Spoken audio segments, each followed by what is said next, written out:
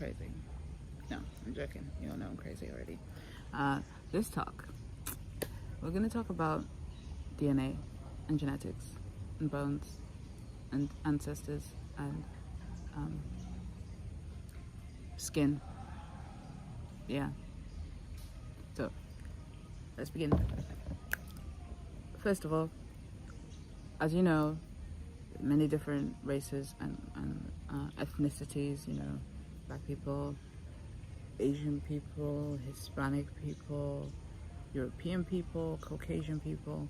I want to kind of like just give the idea, put that idea out there as the first point.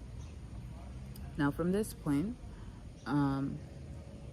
everybody's bodies are made differently. So, for example, black people have a lot more melanin in their skin, and the less melanin you have in your skin, the more stem cells you have in your bones, and it's different varieties of stem cells in the bones. And this is relevant because of the spectrum model that kind of exists within the whole range of like humanity as a species, let's say. You have different types of information in your DNA passed on from your ancestors, intergenerational, good and bad. And for black people, their DNA is more connected to like earth, and for Caucasian people, their DNA is more connected to I want to say intergalactically, but it's neither good or bad, it's just different. And you can fight me or I will send my research and resources or whatever. So you have different frequencies which can activate or can align or amplify the information encoded within your body or skin.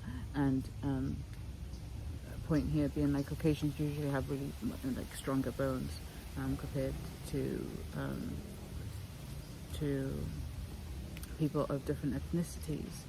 And you see it like with I don't want to go much into like generalizations or stereotypes, because it's neither here or there when dealing with like information biologically encoded. It's more like looking at, I remember when I was doing research into stress, I was looking at like the morbidity and mortality rates of different ethnicities, and the percentage of people that would report stress and so on and so forth. It's just a point that, these different, our ancestors had different lessons and we have different lessons, and also there are different connections, different levels of connections. So like, I don't know if like reincarnation or past life, if that's something that you have come across or looked into, that is also possibly, I'm not saying it is the case, I'm not saying it's true, it's just a possibility, and when you have this, like, say I'm here now and I'm of African ancestry, I've done my 23andMe, I know a little bit about my, this and that, and this food is not good for me, and this is where my family came from, and so on and so forth. And you have that, for me, like my muscles tend to be stronger than my bones, definitely. And there's something to be said about neurodivergence showing up differently depending on who your ancestors are. And that's my main point, like neurodivergence for somebody of African ancestry, with its similarities, and it's the same as saying like anyone who's neurodivergent is a little bit different to somebody else who's neurodivergent. I think they say there's a saying amongst the ASD community that if you've met one autistic person, you've met one autistic person. Similarly for neurodivergence, and I just want to make a case for like how it shows up differently depending on our ancestry and our bones and our skin. For example, for me, I need a lot more sun. I need more vitamin D.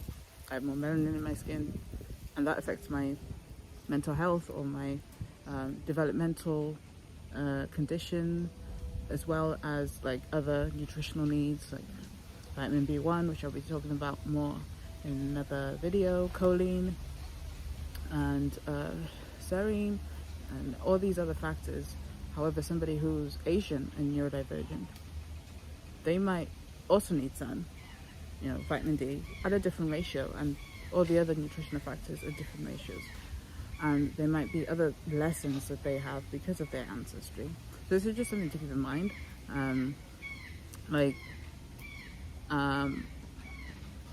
Having strong bones or a different wiring of the brain and so on and so forth, that's like the divergence or the difference is kind of what is beautiful about it, because you get to, I work with a lot of different ethnicities, and when I'm like picking apart these lessons, it's almost like through that experience I'm able to